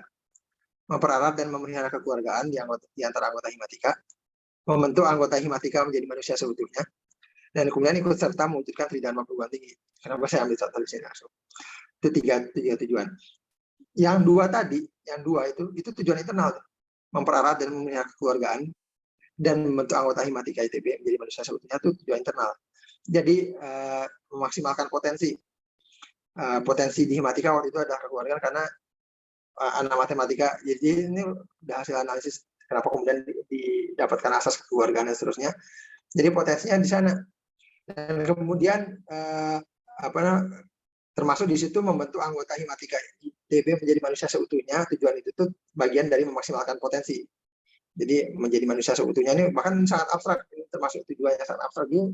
Dulu tujuan abstrak ini memang ada plus minusnya. Dulu tujuan abstrak ini bisa bikin problematika juga, bikin bingung orang-orang anak-anak yang baru gitu. Maksudnya baru ini kan tujuan itu kan disusun oleh pendiri. Dalam hal ini kalian pendirinya. Kalian bisa bayangin kalian bikin suatu tujuan begitu abstrak sampai nanti kemudian 20 tahun kemudian anak-anak tuh bingung, ini maksudnya apa sih orang dulu pendiri kita ini bikin tujuan kayak gini, maksudnya apa, kok abstrak banget gitu misalnya. Nah sekarang kalau kembali ke contoh tadi yang 2 tujuan internal. Sekarang contoh kalau misalnya kenapa kemudian bisa muncul tujuan tridharma perguruan tinggi. Ini tujuannya bukan saya susun ya, jadi saya ini menganalisis saja. Misalnya ada yang ideal adalah bahwa kondisi idealnya yang seharusnya terjadi adalah bahwa tridharma perguruan tinggi itu harus terwujud juga nggak cuma di level dosen tapi juga di level mahasiswa juga terlibat dalam tridharma perguruan tinggi. Realitanya, kondisi realnya apa yang terjadi adalah tidak seperti itu, bahwa kadang-kadang mahasiswa itu tidak terlibat lebih dalam tridharma. Mahasiswa bahkan cuma terlibat dalam aspek pendidikan aja. Penelitian enggak kan cuma sebagian yang jadi asisten peneliti, cuma sebagian yang akhirnya kemudian TA-nya jadi penelitian. Tugas akhirnya nanti. Cuma sebagian juga yang bantuin dosen misalnya dalam pengabdian masyarakat misalnya. Maka kemudian ada gap kan, seharusnya gimana, yang terjadi gimana, jadilah masalah. Ini pengabdian tridharma perguruan tinggi itu belum terimplementasi, terimplementasi seluruhnya dalam level mahasiswa. Muncullah tujuan eksternal bahwa kita bisa ambil peran di situ. Perannya adalah tadi menyelesaikan masalah tadi dong. Kita punya potensi di sana karena kita mahasiswa matematika, misalnya dalam konteks yang tadi mahasiswa matematika, dan kita punya potensi itu kan, dan ada masalah bahwa implementasi perguruan tinggi masih minim. Kemudian kita bisa ambil peran di sana. Itu contoh di Himatika. Contoh lain misalnya saya bisa karena saya juga sekarang lagi mendirikan, lagi rumusin organisasi Sufa Institute. Sufa Institute kan, Sufa Institute itu salah satu organisasi yang berbasis, intinya itu gimana caranya pengembangan ilmu, tapi terkait sama Islam gitu, terkait dengan agama. Nah, yang terjadi, kondisi idealnya adalah kita pengen bahwa kalau bisa aspek agama, aspek itu tuh terintegrasi dalam keilmuan. Faktanya yang terjadi adalah masih terpisah. Bahkan ada yang benar-benar menciptakan dikotomi bahwa ya udah ilmu sainsnya sains, agama nggak boleh disatuin, nggak bisa disamain, nggak bisa itu udah dua dunia yang berbeda. Yang terjadi sedangkan dari apa yang dipercayai oleh pendiri yang lain itu bahwa yang ideal itu harusnya nggak gitu, harus terintegrasi dengan baik, karena itu juga udah terjadi pada peradaban sebelumnya. Contohnya ini kan, maka jadilah masalah. Masalah yang seharusnya bisa diselesaikan. Kemudian lihat potensi kita apa, kemudian potensi ini bisa kita arahkan ke ke masalah tadi untuk menjadi perannya adalah berarti kita bisa berkontribusi di sana menjadi sebuah tujuan eksternal bahwa kita bisa membantu menjembatani misalnya buat keilmuan-keilmuan lain ini kalau mau mengaitkan ilmunya dengan agama gitu, misalnya dengan khazanah Islam gitu, contoh. Jadi seperti itu contoh konkret. Semoga ini bisa memberi gambaran ya.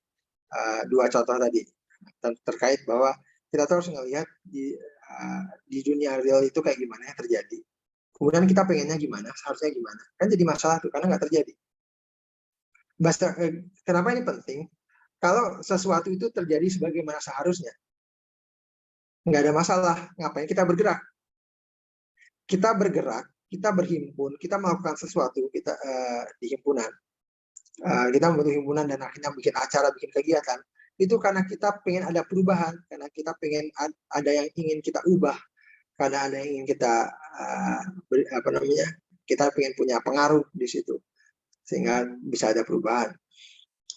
Nah, perubahan itu kan ada, kita pengen perubahan karena ada sesuatu yang nggak sesuai antara yang real yang terjadi dengan apa yang seharusnya.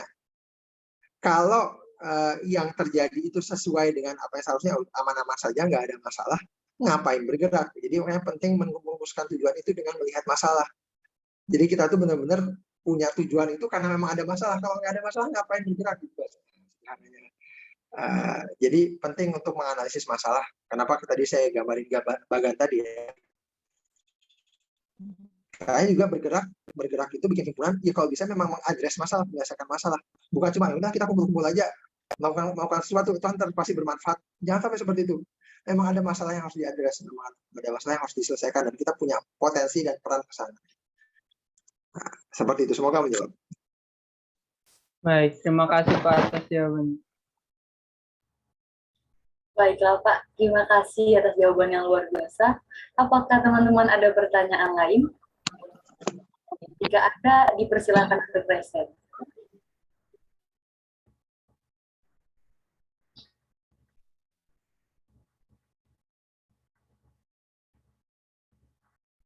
Baiklah, sepertinya sudah selesai. Terima kasih kepada Bapak atas pemaparan materi dan tanya jawab yang luar biasa pada hari ini.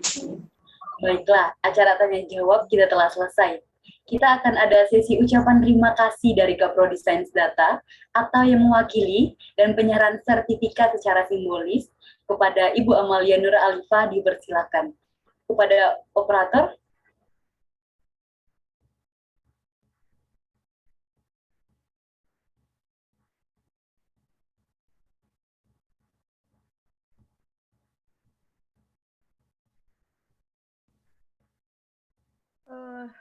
Baik, terima kasih Pak Adit atas sharing ilmu dan pengalamannya yang sangat luar biasa. Mewakili Bapak Bernardus Anggoseno Aji ingin menyampaikan ucapan terima kasih yang sebesar-besarnya.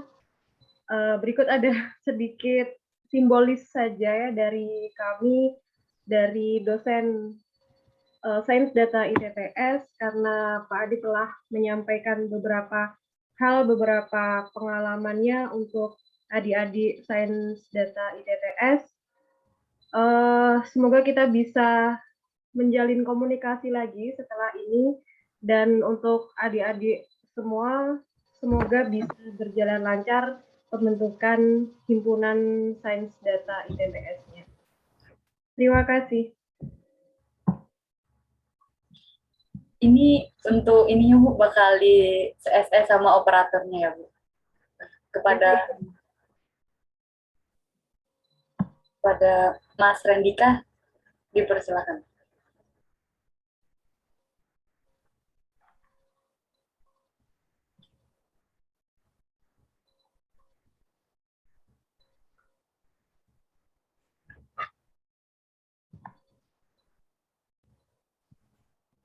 Baik, untuk sesi dokumentasi sertifikat akan saya mulai.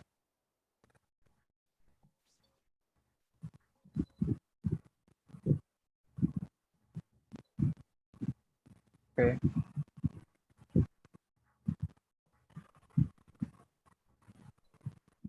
Baik, sudah. Terima kasih. Baiklah. Semua rangkaian acara telah kita selesaikan pada hari ini. Kami dari mahasiswa Sains Data beserta dosen-dosen ID Telkom Surabaya mengucapkan terima kasih kepada Bapak Aditya Firman Isyan atas ilmunya begitu luar biasa. Tibalah saatnya di akhir acara penutup ditandai dengan foto bersama. Seluruhnya diharapkan untuk on cam. Saya serahkan kepada operator.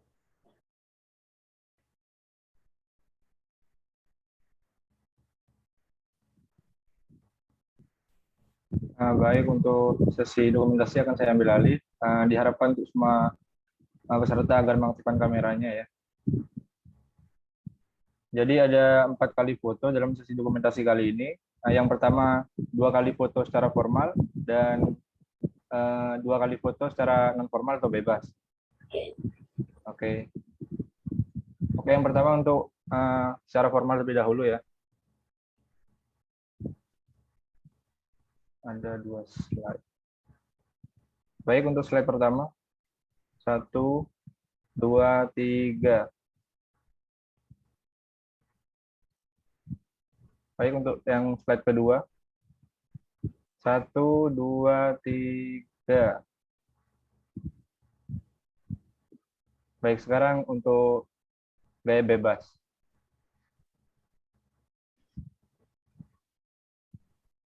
Gaya bebas slide pertama. 1, 2, 3.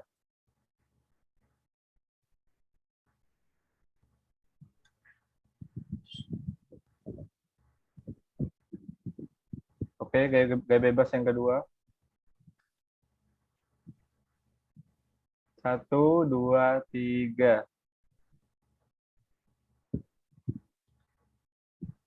Baik, itu saja untuk sesi dokumentasi kali ini. Terima kasih. Saya kembalikan kepada MC. Baiklah, terima kasih Mas Rendika. Acara kita hari ini telah selesai. Demikian dari saya. Ada kurang lebihnya dalam memandu acara ini. Saya memohon maaf yang sebesar-besarnya. Salam sejahtera bagi kita semua.